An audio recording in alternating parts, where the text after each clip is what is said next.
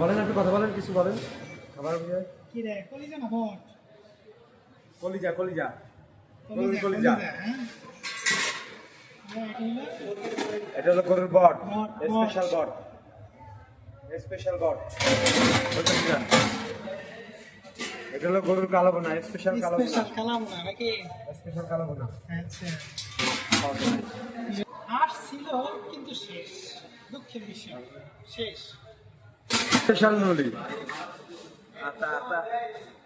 এটা হলো স্পেশাল নলি।